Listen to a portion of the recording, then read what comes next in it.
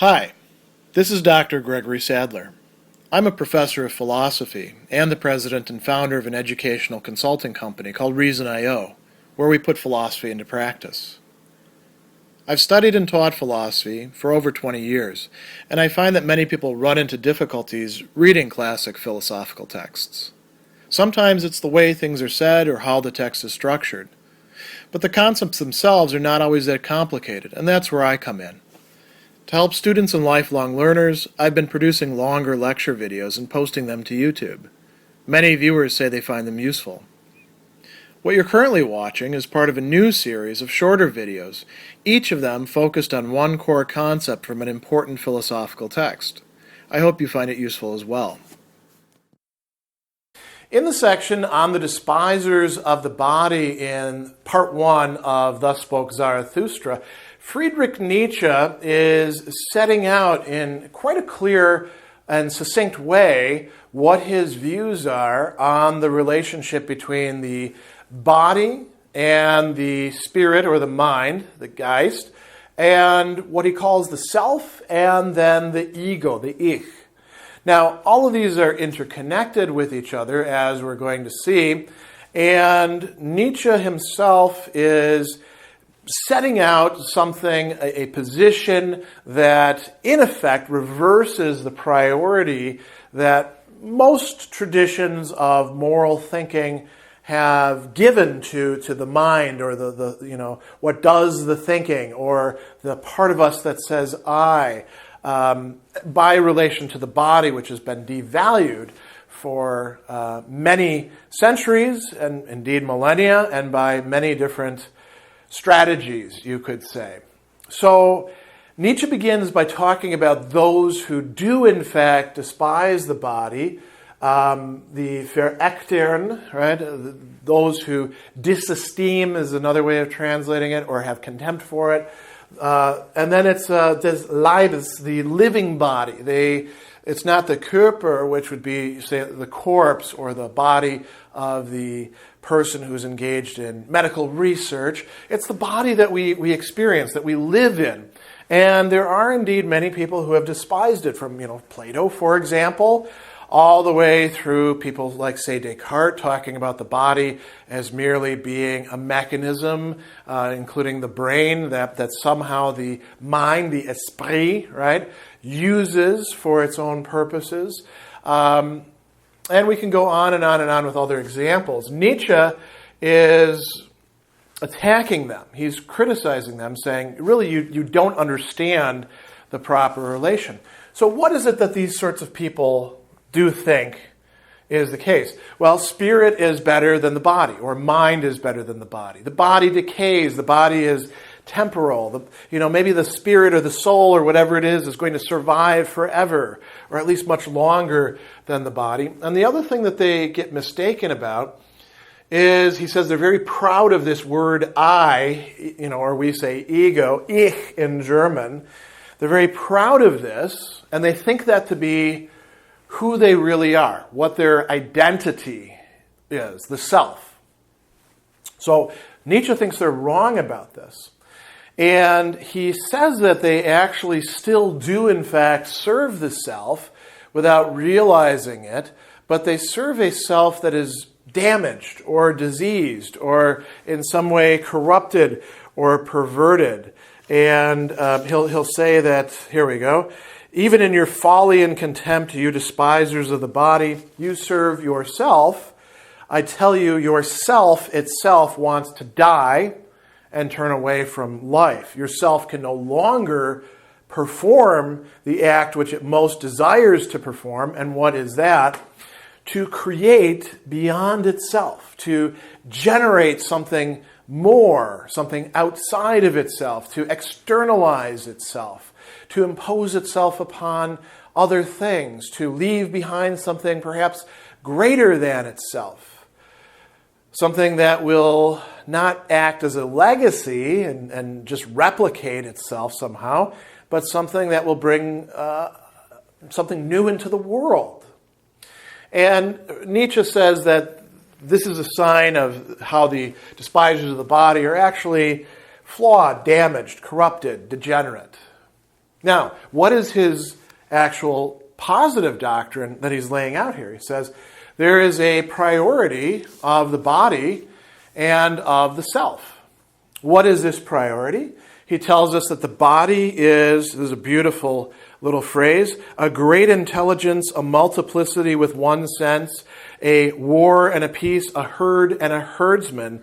So the body itself is incredibly complex and may not in fact be a system entirely in harmony with itself, but there's a dynamic tension and indeed conflict going on within the body. And the body is much, much vaster than the mind or the spirit. He says, your little intelligence, which you call spirit, is an instrument of your body, a little instrument and a toy of your great intelligence. So what does this imply? Our intelligence, our thought, is not all going through our mind. It's not all going through our intellect or our spirit, as Nietzsche is calling it. So he goes on a little bit and he says, your body has sense, the sense feels, the spirit perceives. It's never an end in itself. But sense and spirit, they would like to persuade you that they actually are more than instruments, that they're the whole show, that they're what the body is there for, that there's a teleology that leads us to them. Whereas really it's the reverse. Why do we have sense? Why do we have spirit? To serve the body. The body is vaster and more important. Then he talks about the self. And he says, sense and spirit are instruments and toys. Behind them still lies the self.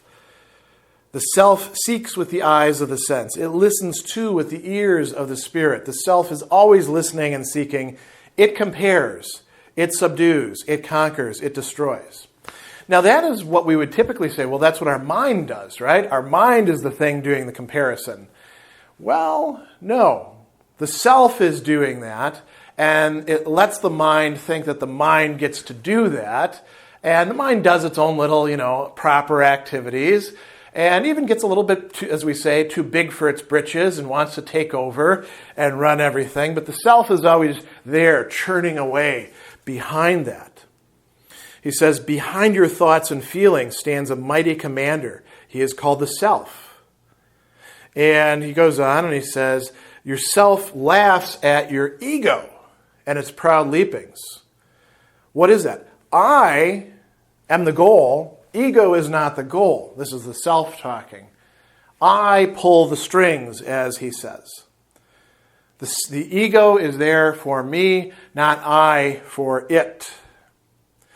And we'll go through all the ways in which the self does that. But I do want to hit on one other key point. So far we've brought up self and body, and we've said, well, these two are ontologically prior. These are the things that are really, if we want to call it the substance of the person, and the spirit, the sense, the ego, those things are, as it were, outgrowths of that, which then have a tendency to try to take over, but really can't, because their ground is in the self and the body. Now, one way of understanding this would be to say, all right, so the body itself then, what's its relationship with the self?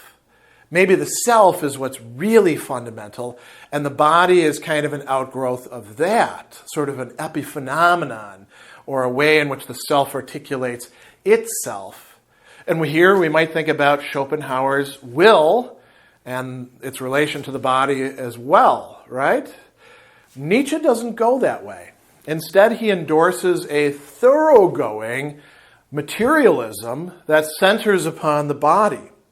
He says that, here we go, the self lives in your body.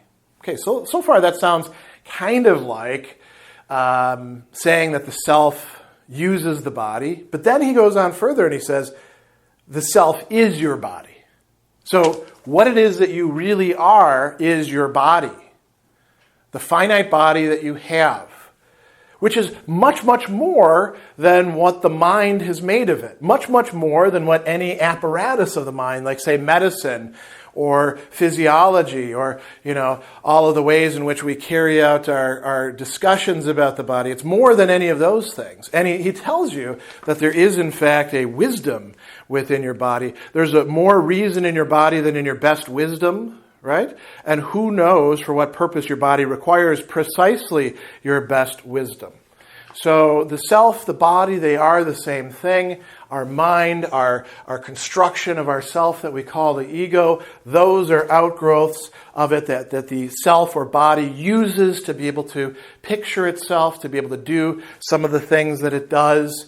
And that's it. Now he goes on as well and talks about the ways in which the self is creative. And this is very important for Nietzsche's moral theory. He tells us that the self is what is creative. It says to the ego, feel pain, or let there be pain there. And therefore, the ego suffers and gives thought to how to end its suffering. And it's meant to think just for that purpose, Nietzsche says. That's part of what it does. The self says to the ego, feel joy. Thereupon it rejoices and gives thought to how it might rejoice. And it's meant to think for that purpose. And then he goes on and he says, hey, you disesteemers, you critics of the body, you despisers of the body, you're despising it. This verächtern, right? Verächten is this attitude that you take, this affective stance. That's actually coming ultimately from the self, because the self is what creates esteem or positive valuation, Achten, right? And disesteem, verachten. Achten and verachten, there we go. And it also is what creates value, Wert, and willen, right? So this is really fundamental as well. He goes on further and he says that the body or the self is what creates joy, Lust, and sorrow, Weh. So all of these affective things that tie together our entire relation to the world and to ourselves, and that we have to think about, Nietzsche thinks, because sometimes we get these wrong, these are all coming from the body or the self. So he says that this is what the despisers of the body are getting wrong. This is what we, if we want to break out of their trap, have to get right. And now, one last word. This implies that we're never really going to have a perfectly full, comprehensible conception of exactly what the self or the body is, but we experience it through living through it, and we can attain some lucidity about its operations and structure once we liberate ourselves of contemning or despising the body or the self.